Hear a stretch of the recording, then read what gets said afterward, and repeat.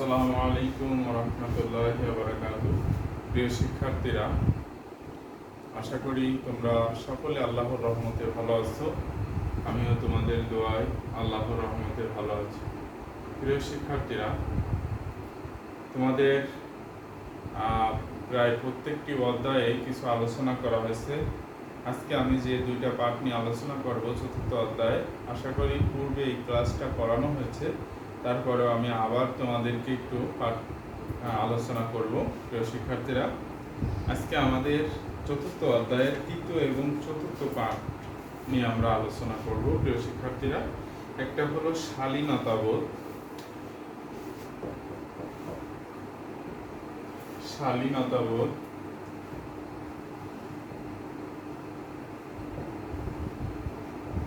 আর আরেকটা হলো সৃষ্টির সেবা।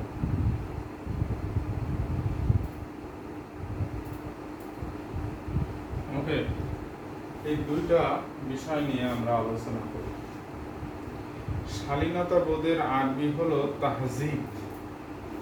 এই শালীনতার আরবি হলো তাহজিব। ওকে, তাহলে শালীনতার আরবি প্রতিশব্দ হলো কি?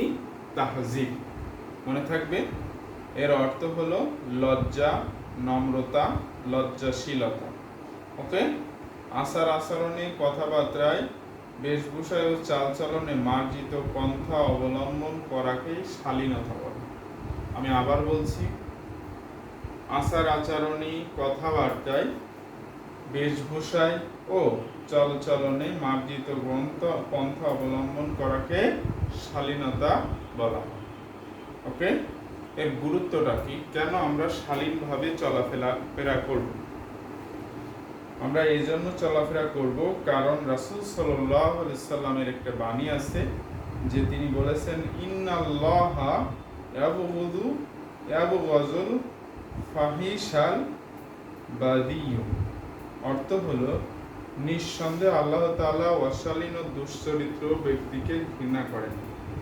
তিরমিজি শরীফের হাদিসে মহানবী সাল্লাল্লাহু আলাইহি সাল্লাম বলেছেন, তাই না? আরো বলা হয়েছে একটি মহৎ গুণ, এটি গুরুত্ব অপরিসীম। দেখো, আমরা দুইটা পাঠ একটু পড়ে শোনাই।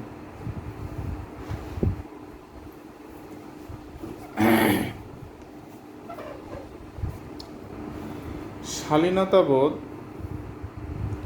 মানুষের একটি মহান গুণ, এটির গুরুত্ব অপরিসীম।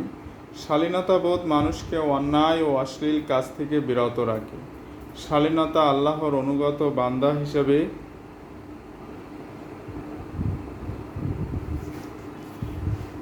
সাহায্য করে। আচার ব্যবহার শালীন ব্যক্তিকে সবাই পছন্দ করে। শালীন পোশাক পরিচ্ছদ সৌন্দর্যের প্রতীক।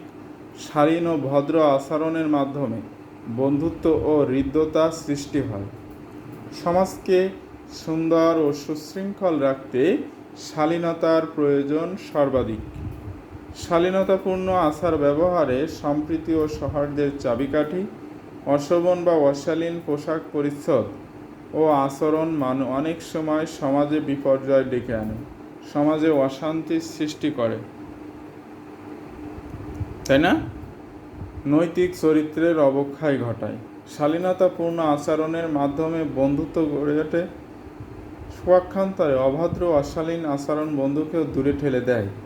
মানুষ অশালীন ব্যক্তিকে পছন্দ করে না, তার সাহচর্য পরিত্যাগ করে। মহানবী সাল্লাল্লাহু আলাইহি ওয়াসাল্লাম বলেন, মানুষের মধ্যে ওই ব্যক্তি সবচেয়ে নিকৃষ্ট যার অশ্লীলতা থেকে রক্ষা পাওয়ার জন্য লোকেরা তাকে পদত্যাগ করে। বুখারী শরীফের হাদিস। আরেকটি হাদিস, মহানবী সাল্লাল্লাহু আলাইহি ওয়াসাল্লাম বলেছেন, ঘৃণা করেছেন, নিঃসন্দেহে আল্লাহ তাআলা অশালীন ও দুশ্চরিত্র ব্যক্তিকে কি করে? ঘৃণা করে। শালীনতা মানুষকে জীবনে অপরিহার্য বিষয়।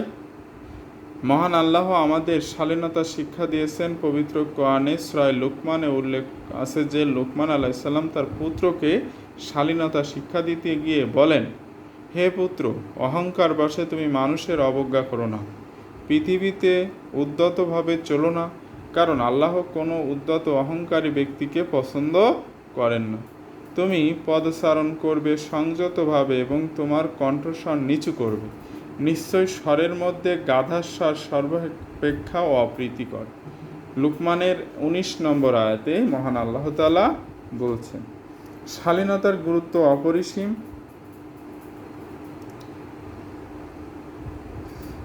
জীবনের প্রতিটি ক্ষেত্রে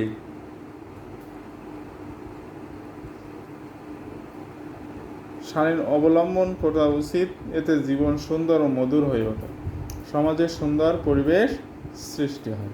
প্রিয় শিক্ষার্থীরা, আমরা কিন্তু শালীনভাবে চলাচল এবং আচার আচরণের শালীনতা বজায় রাখব, ঠিক আছে না? এরপরে চতুর্থ পাঠে মহান আল্লাহ কি বলে, চতুর্থ পাঠে আমাদের যে বিষয় নিয়ে আলোচনা করা হয়েছে সেটা হলো সৃষ্টির সেবা।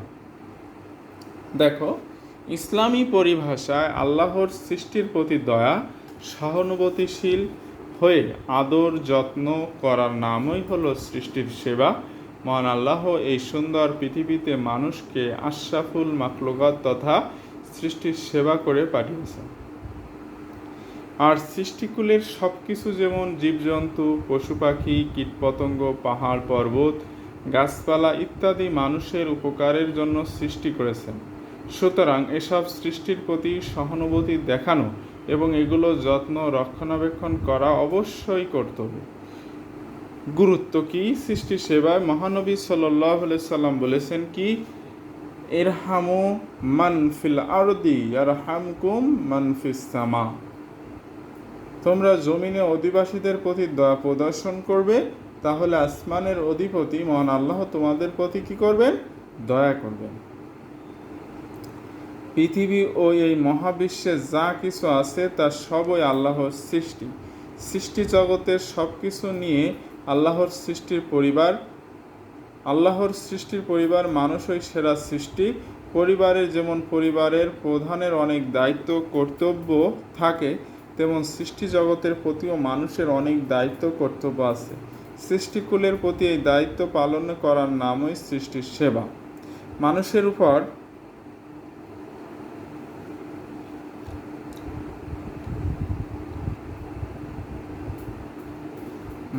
উপর প্রধানত দুই ধরনের কর্তব্য রয়েছে।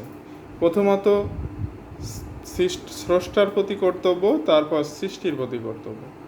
সৃষ্টির প্রতি মানুষের কর্তব্যগুলোর মধ্যে অসহায় ও দুস্থ মানুষকে সাহায্য ও সহযোগিতা করা যেমন কর্তব্য, তেমনি গাছপালা, পশু পাখি, বৃক্ষলতা এবং পরিবেশের প্রতিও মানুষের কর্তব্য রয়েছে।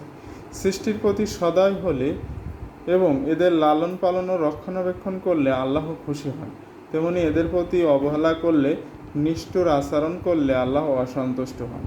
এ সম্পর্কে একটি হাদিসে মহানবী সাল্লাল্লাহু আলাইহি সাল্লাম বলেছেন, আল খালকু ইয়ালু লাহ ফাহাব্বুল খালকি ইলাল্লাহি মান আহসানা ইলা ইয়ালিহি। সমগ্র সৃষ্টি জগৎ আল্লাহর পরিবার। আল্লাহর কাছে সেই ব্যক্তি প্রিয় যে তার পরিবারের প্রতি বেশি অনুগ্রহ করেন, তাই না? আমাদের চারপাশে কীটপতঙ্গ, গাছপালা, তরুলতা, পশু পাখি সব কিছুর প্রতি মানুষের দায়িত্ব কর্তব্য রয়েছে, কারণ এই সব কিছুই নিশ্চয় আমাদের পরিবেশ, আমাদের স্বার্থে এই পরিবেশ রক্ষা করতে হবে। মহান আল্লাহ সব কিছু আমাদের উপকারের জন্যই কি করেছেন? সৃষ্টি করেছেন। আমাদের প্রিয় নবী সাল্লাল্লাহু আলাইহি সাল্লাম সৃষ্টি জীবের প্রতি সর্বদাই সদয় ছিলেন।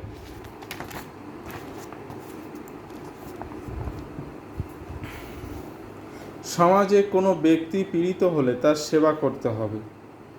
ঋণগ্রস্ত ব্যক্তির ঋণ পরিশোধের ব্যবস্থা করতে হবে। এভাবে সমাজে একে অপরের সেবা ও সাহায্য করলে আল্লাহর অনুগ্রহ পাওয়া যায়।